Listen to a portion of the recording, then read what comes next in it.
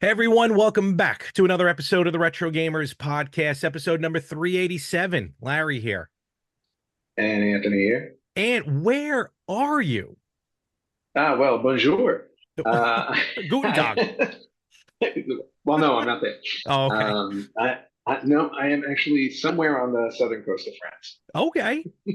You're not going to tell us specifically. Can you tell us what street you're on and what hotel? I am on French Street and Croissant Avenue. The Happiness Hotel.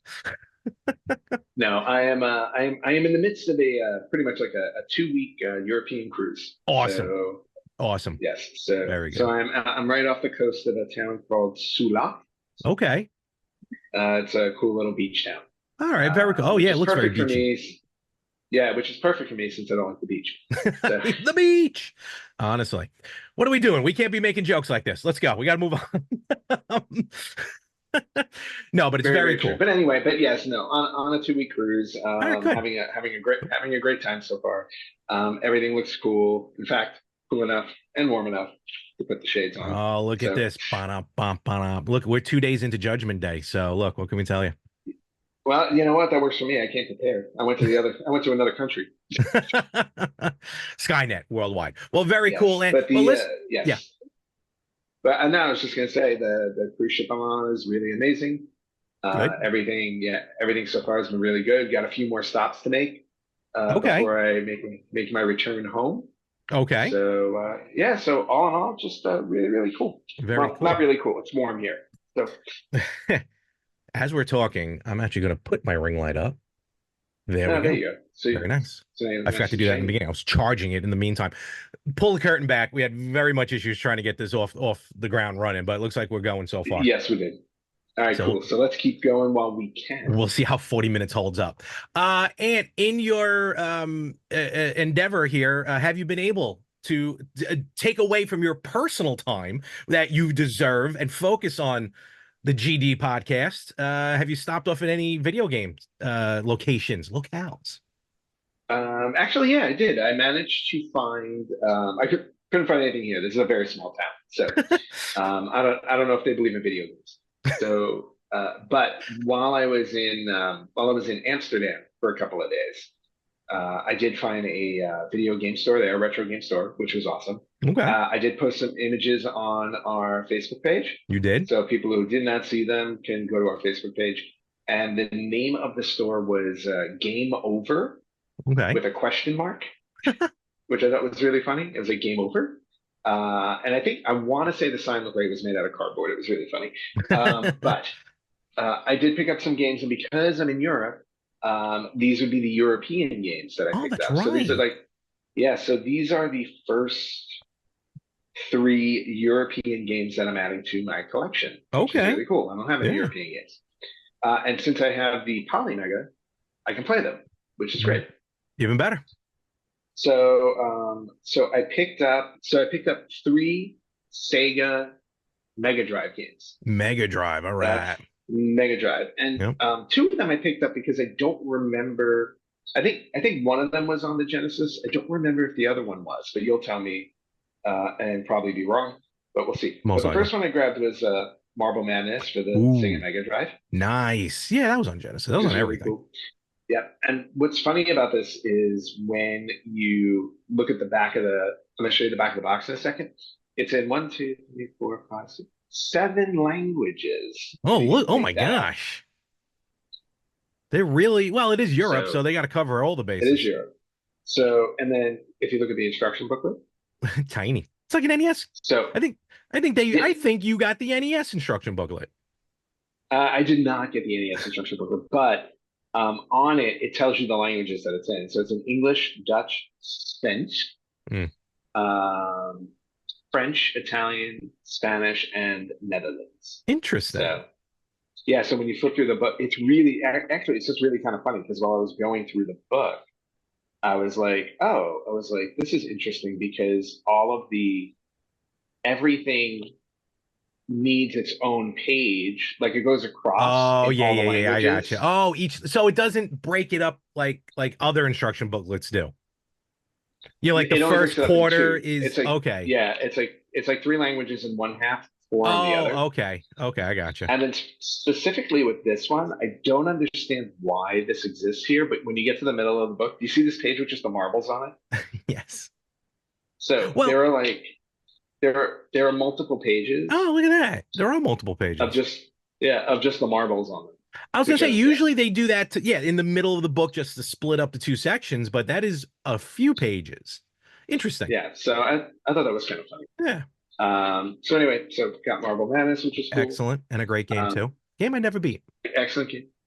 This one I was excited to get because I don't have it, and I remember having a lot of fun playing it. But I got King of the Monsters Oh, on Mega classic. Drive. Very Yep, nice. yep. And again, same thing. Got the instruction booklet, Yeah.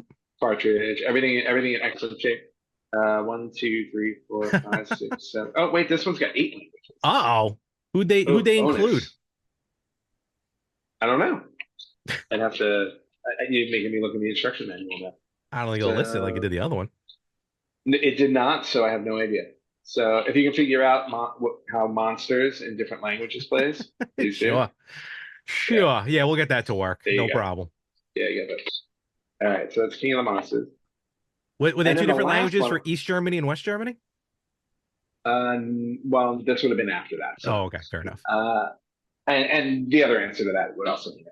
Oh, thank you. And then the last thing I grabbed, which I needed to just get for my own collection, of course, was Raw for the Mega Drive, Nice. Nice. which is really cool. Same characters. Yeah. So this one was consistent. I was kind of hoping Royal Rumble was there to see if they had any different characters, but I don't think they did. There's no How receipt. Very tiny important. is that receipt? Good God. Oh yeah, it's really small. So, and So you then got of guys like course, Ludwig Borga. Is he in this game? Or maybe Brockus? no, No. no, unfortunately no. You got Bret Hart, Bam Bam Bigelow, 1-2-3 Kid, Diesel, Doink, Lex Luger, Luna Vachon, Owen Hart, Razor Ramon, Shawn Michaels, Undertaker, and Yokozuna. Wow. What? Half of So them are that is still with us? like maybe. Good God. What I found funny though, like I was going through the book, which again is in like 7 languages. So I went to the English section, of course. And what I found funny about it is, do you remember in this specific game, characters had stats? Yes. Yeah, they had speed, strength, stamina, and weight, right? Yeah. All ranging like, whatever, 1 to 10. I think the lowest stat somebody got was like a 4, right? Which probably would So have I been was one, two, just three looking, kid. Yeah. yeah, Wow. so I was looking through the stats, and they have a grid for everybody's moves to tell Hmm. you what moves they do, which is cool. But what I find funny about it is I'm looking at the attributes and I'm like, wait, something's wrong here. Because for those of you who know wrestling, Owen Hart's speed is a 6. Okay. Lex Luger's speed is a 7. Wow. Wow. Well, I mean, Owen is a little slower now, but Oh, oh, too okay. soon. All right, here. I'll give you more comparisons. Shawn Michaels' speed is a 5. Okay. Yeah, that I don't okay. Maybe it's a European conversion. I don't know. Maybe it's the numbers work I don't different know. there. I don't know. When Yokozuna is a 4 and Shawn Michaels is just a click above him at a 5, something's wrong. So, That was Sean without his smile. Actually, no, at that point, he would have been super fast. yeah, well, this was the Yeah. the bad guy, Heartbreak Kid guy. Yep. Yep. So Very so cool, though. added those. Yeah, so really good picks for my collection. Good. I do plan on. I actually did buy some more games. I do not have them with me because I bought them before I went on the trip, Oh, okay. and I'll share those when I get back home. Oh, a teaser, folks. We call that a teaser in the business. Yes. Well, not to mention if I find any more along my trip here, That's true. I will also show them on the next show, which will Very not be cool. next week. I will not be on next week's show. No. I've lined up hopefully it still goes through a very interesting guest, which we've had on before, and a dear friend of ours who makes the show Awesome. wonderful. All right, very cool pickup, especially because they're legit European games that you bought in Europe. So Yes. very, very cool. Oh, I lied. Yeah, I do have one European game at home. not shocked. When I Okay. went when I went to Italy, I bought Low Hobbit for the Xbox 360, if I Oh, remember correctly. yes, nice. I'm assuming that translates into The Hobbit. That is correct. Ah, see, I can speak Italian. On my side, I really didn't get too much. Really, actually, the stuff I bought is going to be part of the story that we talk about. But I did get this in the mail that I totally, not that I forgot that I ordered it, but I don't know if this happens to you, Ant, but sometimes if I get a package from, well, not sometimes, but when I get FedEx or UPS, because like I'm signed up with them, they'll send me a message saying I got something on it on the way Okay. because like it matches your address and everything. So I got this Yeah. message from a company I didn't know the name of, like something Zang, Zang. I'm like, uh-oh, what did I or Hmm. someone else order that is coming to me? Well, it finally arrived, and it is something I definitely ordered because it popped up again on their website. So I do have, especially in time for the 40th anniversary, and this won't be the first time or only time we're going to talk about this today. I have the Slurpee Tetris game Oh, that's really cool. that I ordered from 7-Eleven. Nice. I believe it might still Nice. be available. It's actually from My Arcade, the ones that make like the tiny arcades and some of the Oh, great those little people. compilations. Yeah. No, no, you're Yeah. thinking of At Games. So, oh, I'm thinking of At Games. I'm sorry. I was thinking. I always mix them up. No, we like My Arcade. They're good. Yes. Actually, Okay. I think this thing up here I have is My Arcade Oh, as well. okay. It's like 300 games in Cool. one. But this is a legit Tetris. I think got a lot of cool Tetris stuff on the 7-Eleven website. So All part of the 35th anniversary. 40, 35th or 40th? 40, 40. 40th. Sorry, Yep. 40. Big 40. So Yep. and it is a official Tetris game. Nice. So I'll break that That'll open look a good little on your later. shelf. Yes, right? Debating whether or not to take it out because I do want to play it. Buy another Especially, one. especially because I don't know, it's $30. Why not? The it lights up. The top Oh, lights that's up. cool too. So I gotta see that. So yeah, so Very nice. that's That's a good purchase. yeah, physically speaking, that's pretty much what I got here. Um as far as some digital stuff I purchased, we're gonna get right into it because I'm not sure when this is gonna cut off.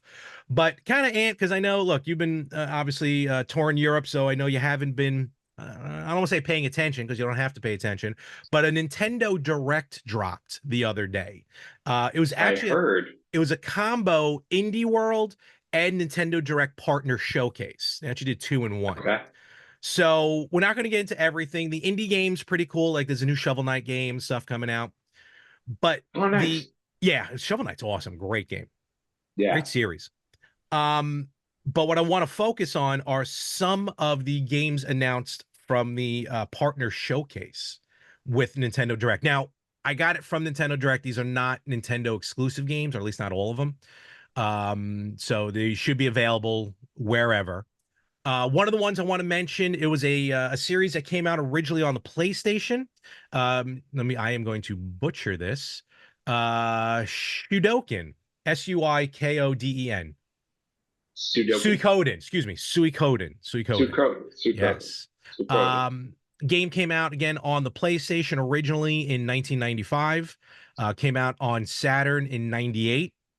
A compilation of the first two games came out on the PSP in Japan in '06, and they announced a high def English localization of these two games that are coming out on all modern systems. So any fans of this Right. series, Nice. you get a chance to play that.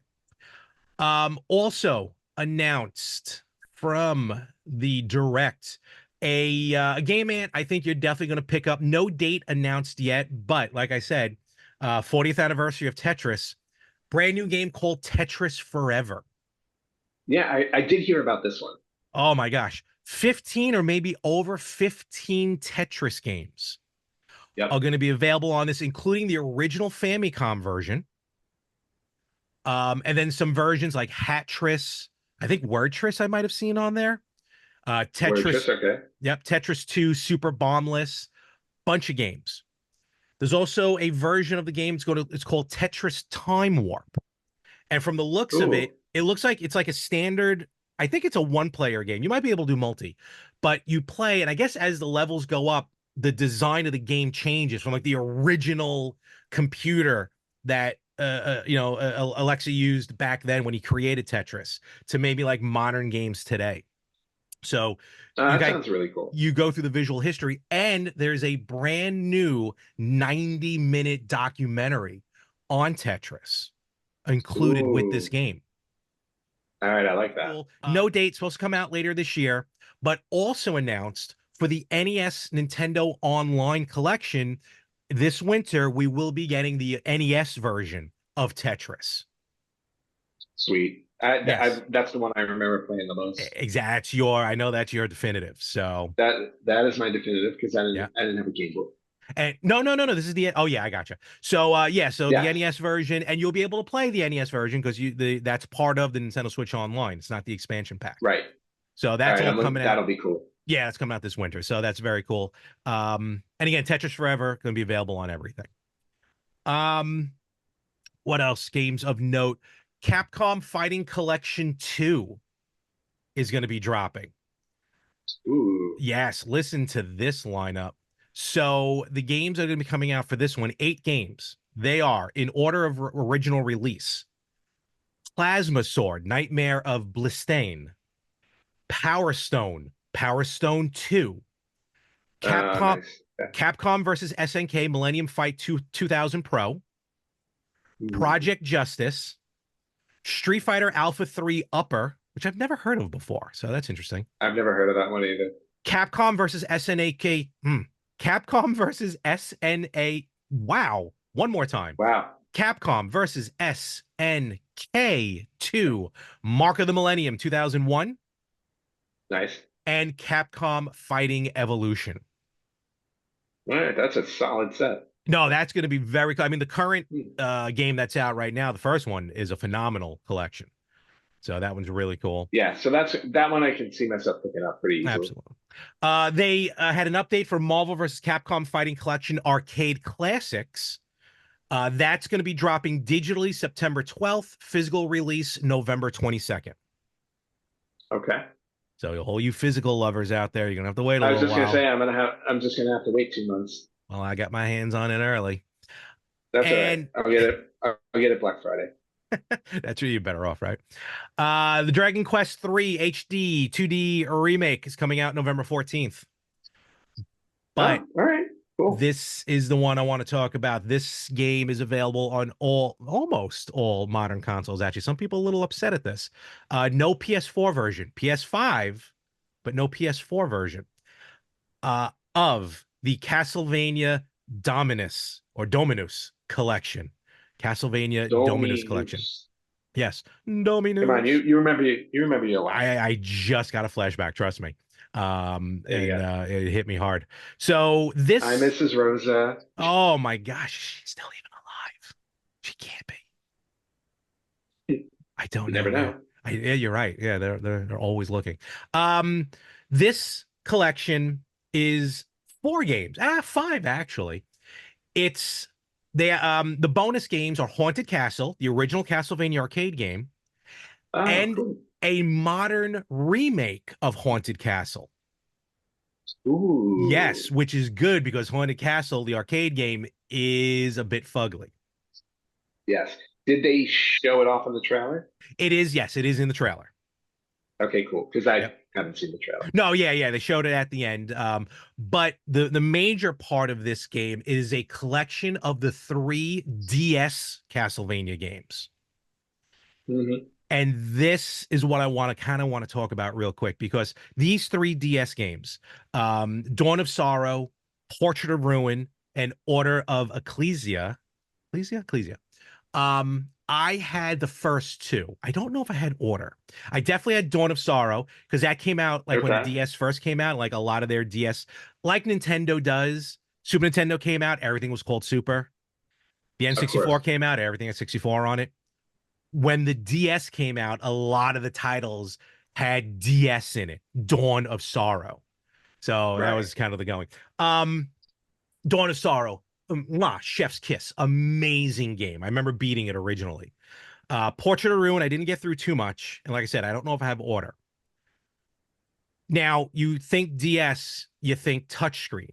And yes, Dawn of Sorrow did have not a lot, but it had touchscreen in it that you had to incorporate when you play the game.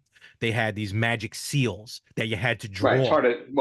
Part of the appeal of the DS. Exactly. And you know what? It worked. It incorporated naturally. You didn't feel forced with it. It worked out really well Right. on DS. But you must think to yourself, how do you do this on a modern system? I downloaded this day one because, again, these three games are well worth it. And I'm starting obviously with Dawn of Sorrow, even though it drives me nuts that the listing of the games when you boot the game up is out of order. They Mhm. start with the newest one and then work their way down. Oh no, that's not cool. Driving me batty. But in any event, it does take. I highly recommend maybe to get this game on the Switch. Reason being is that when playing in handheld mode, you can use the touch screen to do the DS portions of the game. Yeah, that makes So sense. it makes sense. But for other systems like on Xbox or PlayStation or Switch when you play on the TV, they do incorporate a very easy mode. First of all, you can use the thumbsticks as motion That control makes for that makes sense. for the thing, or even easier, button inputs. So Mhm. yeah, so they've solved that problem.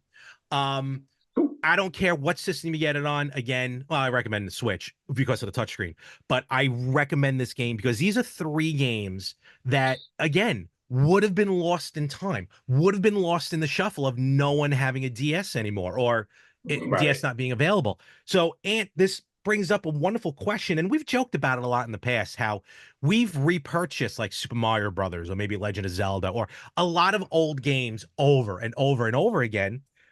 But in theory, is this just like Konami money grubbing from us just to make more money? Or is it a way that can be seen that these games are now being, stored in the history of gaming and playable for a new series of gamers? And you never had a DS, so you never played these games. Well, I was just going to say, I think what they're going after is they're going after audiences who did not own them on the DS originally, but love the Castlevania franchise. So, in this respect, I think it makes sense. Um, I think in general, most of the time, it makes sense if you're trying to introduce your games to a new generation of gamers. For some people, the Switch, especially for kids, Switch is their first system.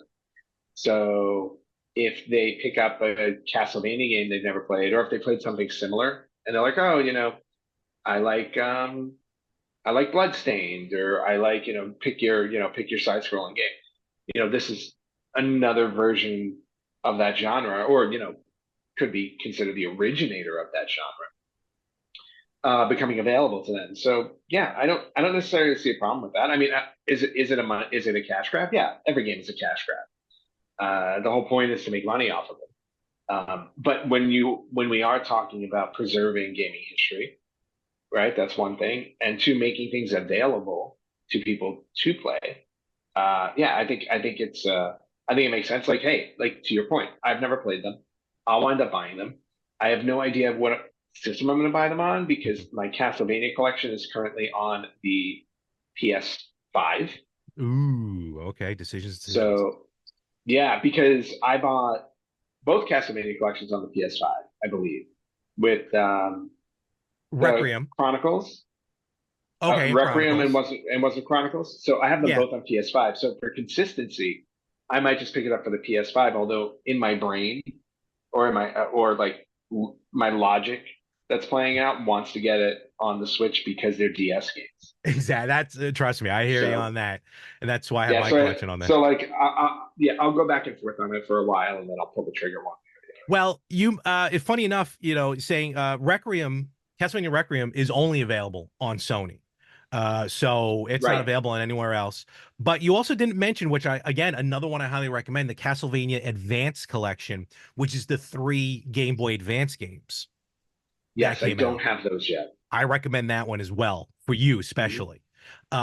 They're all these games are, Castle, Metroidvania games. Well, Symphony of the Night. That's really what started it. Yep. And what's interesting about this one is when I was watching the video originally, before even I thought this was coming out later. Like when I realized it's available Mhm. now or at that moment, I'm like, I'm there. But I thought to myself, these are the DS games. How is this going to look on the television screen, because the DS is obviously two screens on top of each other. Right. And that, again, problem solved. Konami did a wonderful job. First of all, you have like 5 maybe different arrangements of the screens that you can do. So when the game played, what I loved about the DS games was that the bottom screen, the touch screen, was your main gameplay. That's what you played on. But the top screen was constantly a map. And that I loved, that the map was always there when you played. So what they Yeah, do because now, the map is super helpful. oh my gosh, you have no idea. Well, you do know because you played. But Yes, I do. what's cool about it is like the main, like the one I play on, there's 3 screens. You have your main large screen that you play on, and then 2 side screens. One's the map, and then one's actually a status screen that's constantly up, which is kind of interesting. Like, you know, like when you pause the Castlevania games, like to level, not Yeah. level up, but exchange stuff. So you can always see what you have and where your stats are. So I thought that was pretty cool. They do have a mode where you could put the 2 screens on top of each other. Personally, it doesn't work for me. Everything kind of gets a little small at that point. But again, everyone plays to their heart desire. But yeah, this was a wonderful, wonderful collection, which, you know, a lot of people, and the reason why I asked, like, you know, is this now a way to think? Because years ago, let's face facts, and probably even 2 or 3 years ago, we used to see these releases, especially from Nintendo, like how they're re-releasing like Mario Kart 8 and stuff like that. And we think to ourselves, here's Nintendo trying to grab more money from us. And sometimes it works.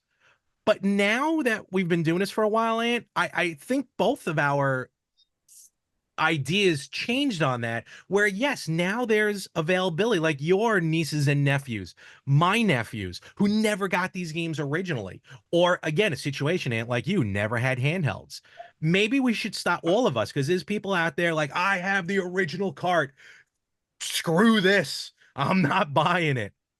You know, well, A, you don't have to buy it, but B, maybe we should stop thinking about it as these companies just trying to grab more. Look, you're right, Ant. It's business. They're here to make money. That's not a problem. Right. But yeah, maybe we should start seeing it as more as, you know what? Let's get more remakes or re-releases. They're not even really remakes. They're just re-releases. Yeah. And let's do Well, that. Yeah. yeah. I'll buy that idea over. I'd rather companies re-release games now, and I do agree with you. I think perspectives have changed over time on this for sure. I like the idea of these games being available to people who've never played them before, to people who were around when they existed that never played them, and to people who did play them and want to play them again. I mean, look, there are always going to be the people who have the originals and they want to stick to that, and it's like, it's fine. Not then this is not for you. Yeah, exactly. But I'd rather have companies re-releasing games than, and this is a whole other topic to discuss, but Yeah, no, we've definitely. talked about it before. Companies releasing games where you have to pay more money later to get the other pieces of the game. Oh, like DLC? Yeah, like pay. Yeah, Yeah, like that's a pay different ball game. DLC to. Yeah. Yeah. To me, it's a completely different thing. But like, it's one of those things where I'm like, and you know, EA is notorious for this, right? Oh man, Everybody's always complaining about EA. they wrote the book on it. It's not like, yeah, it's not like a game where like you release it, it's complete, and later on you get the rights to certain things, and then you do DLC. Like, you know, my Dead by Daylight game is always updating because they get licenses to new characters. Yeah. It's like, oh, we licensed Halloween, we licensed Leatherface, so on and so forth, and then it becomes available to you because it wasn't part of the original game. Whereas other companies, EA, were releasing it and they'd be like, hey, well, we're going to hold back on certain game modes and certain things, and you're going to have to pay more later for those. And it's like, so yeah, this is a much more palatable situation. And like you said, you know, I'm like personally for the Castlevania one, I'm looking forward to that releasing and I can download it. I'd be much happier having a physical version of it. Well, and if there is a physical version of it, then my friend, you're in luck because Limited Run Games will be putting out a physical. Actually, yeah, they're putting out a physical version of Castlevania Dominus for Switch, Xbox One, and PS5. No PS4, not even digital PS4. Okay. And that's what some people are a little upset about. You know what, though? That's all I need. Sold. Yeah. Also, on a side note, Ant, they do have a well, I don't know if they're still available, limited run, but you might be able to find a physical version of the Castlevania Advanced Collection as well. Oh, I'll take a look at that. Do you have the physical versions of the other two?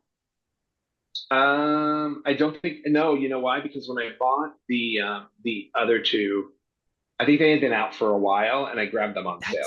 We're not going to get into it, but that's the thing that drives me nuts about some. At least now, Limited Run is now announcing when the game is announced. At least now they're saying, "Hey, we are putting out a physical version of the game." Granted, it's still going to take a while to get, but at least you know Right. about it. You're right, Ant. When the Castlevania and Contra collections came out, Yep. no one saw physical a mile away, and then like a year later or 6 months later, that's when it was announced. Yeah, so that's what drives me Yeah, nuts. it was something crazy like that. Weird. All right. Yeah, and I agree with that. So very cool, and a lot of cool, again, re-releases, and we do want to see more re-releases in these fashions. Let's get these games out there. Fine, they're not the original carts, but who cares? They're available now to everybody. All right, we're actually going to start wrapping this up. I don't want to take much more of Anthony's time. No, you're eating into my vacation. How dare you, sir? I'm your best friend. You've known me so long. What could never mind. So, all right. So a couple all of your could possibly get in the way. Couple things just to mention real quick. GameStop made a very interesting announcement that they're, I guess, rebranding their stores or some of their stores into GameStop Retro. Yeah, I saw this news, and the first thing I said in my head, I'm like, why not just go back and call them Funko Land, because that's what you were. Basically. And it's not like they don't sell retro games, but I guess some of these stores are now like all-inclusive retro. Like that's the whole store. So we'll see. Well, they're noticing that obviously the huge uptick in retro collecting, and all of these mom and pop shops are taking advantage of it. So they're trying to take advantage of it. It's like, hey, we can be retro too. And it's like, you know what? You got off that horse a long time ago. Stay off it. Yeah, honestly. Especially since when I ordered a retro NES game from GameStop, I ordered TMNT 3 for Nintendo, and I got Tetris on a game labeled TMNT 3. So that was fun. Nice. All right. Well, with that, we're going to wrap things up. I had some other things to talk about, but that's not my department, the news. So yeah, plus, you know what? The sun is starting to bake me on this balcony, so I need to go. All right. Well, Ant, you might be on vacation, but you still got work to do. Where can they find us? Well, you can't find me. That's true. You can find us at facebook.com/RetroGamersPodcast, on Instagram at RetroGamersPodcast, on Twitter at RetroGamersPod. You can listen to us wherever you listen to podcasts. You can watch us on YouTube and Spotify at Retro Gamers Podcast, or you can email us at email@theretrogamers.com. Yes, and with that, we will wrap things up. And enjoy your vacation. Enjoy your time. I will do so, and I will see you guys in a couple of weeks. Yeah. So I will catch you all everywhere next week, right here on the Retro Gamers Podcast.